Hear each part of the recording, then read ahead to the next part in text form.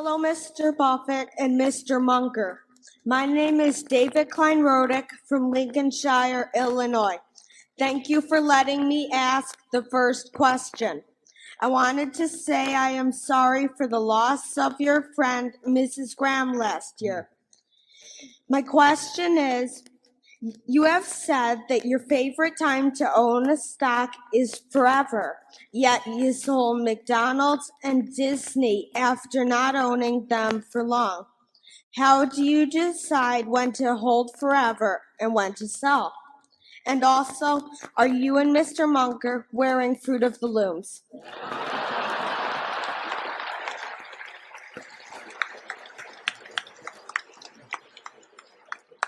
Charlie?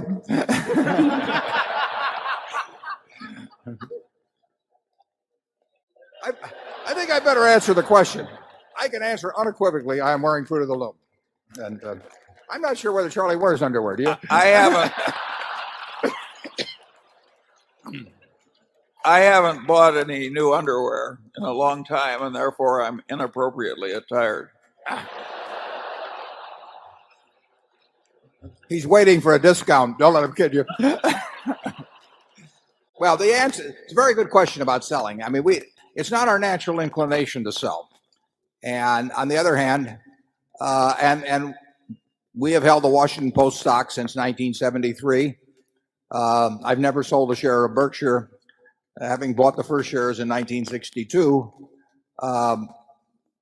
And we've held Coke stock since 1988. We've held Gillette stock since 1989. Held American Express stock since 1991. We had actually previously been an American Express when in the 60s and Disney. So there are companies we're familiar with. We generally sell. Well, we would sell if we needed money for something else, but that has not been the problem in the last 10 or 15 years. That 40 years ago, my sales were all because I found something that I liked even better. I hated to sell what I sold, but I also didn't want to borrow money. So I would reluctantly sell something that I thought was terribly cheap to buy something that was even cheaper.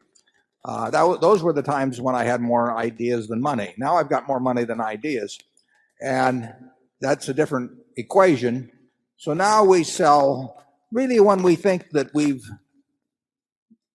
when we're reevaluating the economic characteristics of the business. In other words, if you take don't want to name names, but take a stock we've sold of some sort, we probably had one view of the long-term competitive advantage of the company at the time we bought it, and we may have modified that. That doesn't mean we think that the company is going into some disastrous period or anything remotely like that. We think McDonald's has a fine future. We think Disney has a fine future, and there are others.